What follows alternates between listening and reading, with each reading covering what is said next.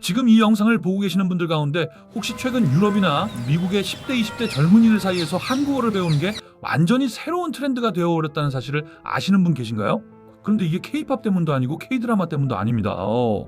이건 마치 우리가 어릴 적 일본 만화를 보면서 나루토, 사스케를 외치며 자연스럽게 일본어 단어들을 익혔던 것처럼 지금 전 세계 젊은이들이 한국 게임을 하면서 공대, 파티 모집, 딜러 같은 한국어 게임 용어들을 너무도 자연스럽게 배우고 있는 상황입니다. 심지어 어떤 외국 유튜버는 자기 채널에다가 How to swear in Korean like a pro gamer라는 제목으로 한국 게이머들이 쓰는 은어까지 가르치는 영상을 올려서 무려 200만 뷰를 찍었을 정도로 지금 K-게임은 단순히 게임을 넘어서 하나의 거대한 문화 현상이 되어버렸습니다. 그리고 이 모든 현상의 중심에는 바로 우리나라가 만든 두 개의 게임이 있습니다. 하나는 사막을 배경으로 한 MMORPG의 전설, 검은 사막. 그리고 또 하나는 전 세계 남성 게이머들의 심장을 저격해버린 그 니케입니다. 일단 한국 게임 산업의 역사를 잠깐 돌아보자면 사실 우리나라는 원래부터 게임 강국이었습니다. 그도 그럴 것이 1998년 스타크래프트가 한국에 상륙하자마자 우리나라는 전 세계에서 유일하게 프로게이머라는 직업을 만들어낸 나라가 되었고 또 PC방이라는 독특한 게임 문화를 탄생시켜 이게 나중에는 e스포츠라는 거대한 산업으로 발전하는 토대가 되었습니다. 그런데 2000년대 초중반만 해도 한국 게임 하면은 대부분 PC 온라인 게임이었습니다. 리니지, 메이플 스토리, 던전 앤 파이터 같은 게임들이 국내에서는 물론 중국과 일본에서도 엄청난 인기를 끌었지만 솔직히 유럽이나 미국 같은 서구권에서는 그렇게까지 큰 반향을 일으키지는 못했습니다. 왜냐면 서구권 게이머들은 PC 온라인 게임보다는 콘솔 게임이나 고퀄리티 PC 패키지 게임을 선호했기 때문입니다. 그래서 한국 게임 업계는 한동안 아시아 시장에만 집중했었는데 이게 2010년대 중반을 넘어가면서 완전히 판도가 바뀌기 시작합니다. 바로 모바일 게임 시장이 폭발적으로 성장하면서 한국 게임들이 글로벌 시장을 완전히 장악하기 시작한 것입니다. 그런데 여기서 문제가 발생합니다. 2015년에 출시된 펄어비스의 검은 사막이라는 게임이 등장하면서 말 그대로 전 세계 게임 업계를 뒤집어 놓아버린 것입니다. 일단 검은 사막이 뭔지 잘 모르시는 분들을 위해 간단히 설명을 드리자면 이 게임은 중세 판타지 세계를 배경으로 한 대규모 다중접속 온라인 롤플레잉 게임, 즉 MMORPG입니다. 그런데 이게 그냥 평범한 MMORPG가 아니라 그 그래픽 퀄리티가 너무도 압도적이어서 처음 공개되었을 때 전 세계 게이머들이 이게 정말 온라인 게임 맞아? 라고 할 정도로 충격을 받았던 게임입니다. 실제로 검은 사막의 캐릭터 커스터마이징 시스템은 게임 역사상 가장 정교한 시스템으로 평가받고 있는데 이게 얼마나 대단하냐면 사람들이 게임을 하러 들어와서 캐릭터 얼굴 만드는 데만 5시간씩 쓰고 나가는 경우가 부지기수일 정도입니다. 심지어 어떤 유저는 자기 여자친구 얼굴을 똑같이 재현해서 프로포즈를 했다는 전설도 있을 정도로 그 디테일이 상상을 초월합니다. 그런데 검은 사막이 진짜 대단한 건 그래픽만이 아닙니다. 이 게임은 전투, 생활, 탐험, 무역 등 정말 다양한 콘텐츠가 하나의 거대한 세계 안에서 유기적으로 연결되어 있어서 마치 진짜 중세 판타지 세계에서 살고 있는 것 같은 경험을 선사합니다. 그래서 어떤 유저는 몬스터를 잡는 대신 하루 종일 말을 타고 대륙을 여행하며 풍경 사진만 찍고 또 어떤 유저는 전투는 아예 안 하고 무역선을 타고 바다를 항해하며 무역만 하는 등 정말 각자가 원하는 방식대로 게임을 즐길 수 있는 자유도가 엄청납니다. 그래서 이 게임이 글로벌 시장에 출시되자마자 정말 난리가 났습니다. 특히 유럽 게이머들이 완전히 미쳐버렸는데 독일, 프랑스, 러시아, 터키 등에서 동시 접속자 수가 폭발적으로 증가하며 서버가 다운되는 사태가 빈번하게 발생했을 정도입니다. 더 놀라운 건 이 게임이 단순히 게임으로만 끝나지 않았다는 점입니다. 검은 사막의 의상 디자인이 너무 멋있어서 실제로 코스프레 업계에서 검은 사막 의상이 새로운 트렌드가 되었고 또 게임 속 음악이 너무 좋아서 게임 OST 앨범이 유럽에서 정식으로 발매되어 클래식 차트에 오르는 기염을 토하기도 했습니다. 심지어 게임 속 요리 시스템이 너무 재밌어서 실제로 검은 사막 레시피를 따라 요리하는 유튜브 채널이 생겨날 정도였습니다.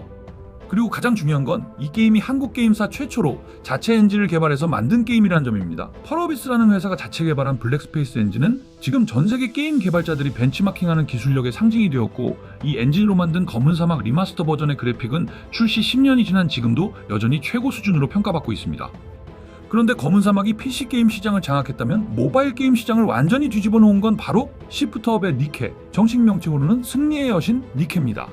이 게임은 2022년 11월에 출시되었는데 출시되자마자 전세계 게임 차트 1위를 휩쓸며 정말 어마어마한 센세이션을 일으켰습니다. 그런데 이 게임이 대단한 이유는 단순히 매출이 높아서가 아닙니다. 니케는 말 그대로 게임을 넘어 하나의 문화현상이 되어버렸습니다.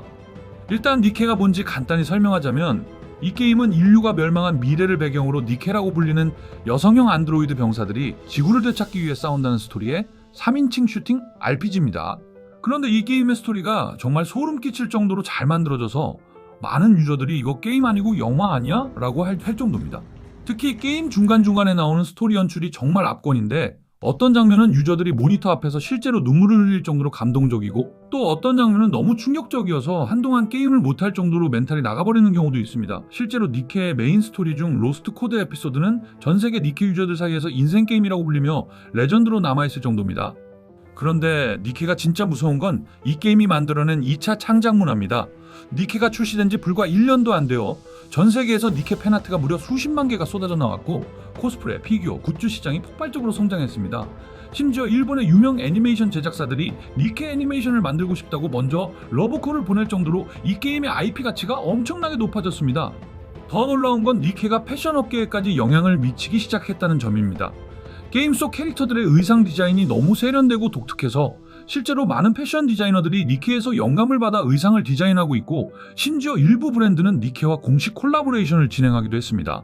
그리고 음악 분야에서도 니케는 엄청난 영향력을 발휘하고 있습니다. 니케의 OST는 전 세계 음원 차트에 오를 정도로 인기가 높은데 특히 게임 속 캐릭터들이 부르는 캐릭터송들은 유튜브에서 수천만 뷰를 기록하며 K-팝 못지않은 인기를 끌고 있습니다. 그런데 여기서 가장 중요한 포인트는 검은 사막과 니케가 단순히 게임으로만 성공한 게 아니라 이 게임들을 통해 한국의 문화와 감성이 전 세계로 퍼져나가고 있다는 점입니다.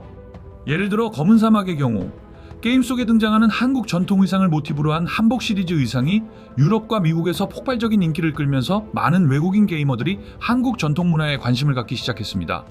실제로 검은 사막 글로벌 서버에서는 설날이나 추석 같은 한국 명절 이벤트를 진행하는데 이때 외국인 유저들이 게임 속에서 한복을 입고 떡을 나눠 먹는 이벤트에 참여하면서 한국 문화를 자연스럽게 체험하고 있습니다. 니케의 경우는 더 직접적입니다. 게임 속 스토리에 한국 특유의 정서와 감성이 깊이 녹아 있어서 많은 외국인 유저들이 한국 게임은 뭔가 다르다라고 이야기합니다. 특히 니케의 스토리가 다루는 희생, 우정, 인간성에 대한 철학적 질문들은 전 세계 게이머들에게 깊은 여운을 남기고 있고 이를 통해 한국 콘텐츠의 깊이와 완성도를 다시 한번 증명하고 있습니다. 게다가 니케는 한국 가수들과의 콜라보레이션도 적극적으로 진행하고 있는데 실제로 유명 K-팝 아티스트들이 니케 OST에 참여하면서 게임과 K-팝의 시너지 효과가 감지고 있습니다. 이건 마치 과거 한국 드라마 OST가 드라마와 함께 전 세계로 퍼져나간 것처럼 이제는 게임 OST가 새로운 한류의 매개체가 되고 있는 상황입니다. 그리고 무엇보다 중요한 건 이 게임들이 만들어낸 커뮤니티 문화입니다. 전 세계 검은 사막 유저들과 니케 유저들은 각자의 국가와 언어를 넘어 하나의 거대한 커뮤니티를 형성하고 있는데 이 커뮤니티 안에서 한국어가 일종의 공통어처럼 사용되고 있습니다. 기역, 시옷, 감사, 치읓, 히읗, 축하, 히읗, 이응하이 같은 한국어 초성 채팅이 전 세계적으로 사용되고 있고 아이고, 헐, 대박 같은 한국어 감탄사도 글로벌 게이머들 사이에서 자연스럽게 쓰이고 있습니다. 그렇기 때문에 지금 K게임은 단순히 게임 산업의 성공을 넘어서 K-팝, K-드라마와 함께 한류의 새로운 축으로 자리 잡고 있습니다. 아니 어쩌면 K-팝보다 더 무서운 게 K-게임일지도 모릅니다. 왜냐하면 K-팝은 음악을 듣는 수동적인 경험이지만 게임은 유저가 직접 참여하고 체험하는 능동적인 경험이기 때문입니다. 게다가 게임은 평균 플레이 시간이 수백 시간에서 수천 시간에 달할 정도로 유저와의 접촉 시간이 압도적으로 깁니다.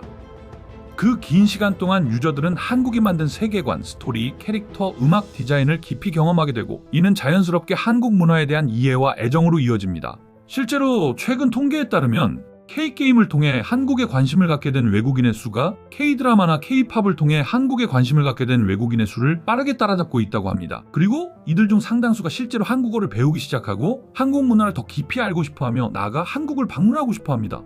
앞으로 한국 게임 산업은 더욱더 성장할 것입니다. 검은 사막은 이미 모바일 버전, 콘솔 버전까지 출시하며 전방위로 확장하고 있고 니케는 애니메이션화는 물론 다양한 IP 확장을 준비하고 있습니다. 그리고 이들 외에도 스텔라 블레이드, 라이즈 오브 론시, 프로젝트 DX 등 수많은 한국 게임들이 글로벌 시장을 노리고 있습니다. 과거 우리가 일본 게임을 하며 일본 문화를 동경했고 미국 게임을 하며 할리우드 문화를 흡수했던 것처럼 이제는 전 세계 게이머들이 한국 게임을 하며 한국 문화를 경험하고 배우고 있습니다. 이건 정말로 자랑스럽고 대단한 일입니다. 그래서 우리 모두가 이 사실을 제대로 인지하고 K게임이 단순히 돈을 버는 산업이 아니라 우리의 문화와 가치를 전 세계에 알리는 최고의 문화 외교관이라는 점을 자랑스럽게 여기면서 앞으로도 우리 게임 개발자들이 더 멋진 게임들을 만들어낼 수 있도록 응원하고 지지해 주었으면 좋겠습니다. 그리고 언젠가 전 세계 모든 게이머들이 최고의 게임은 역시 한국 게임이지라고 자연스럽게 이야기하는 그날이 꼭 왔으면 좋겠습니다.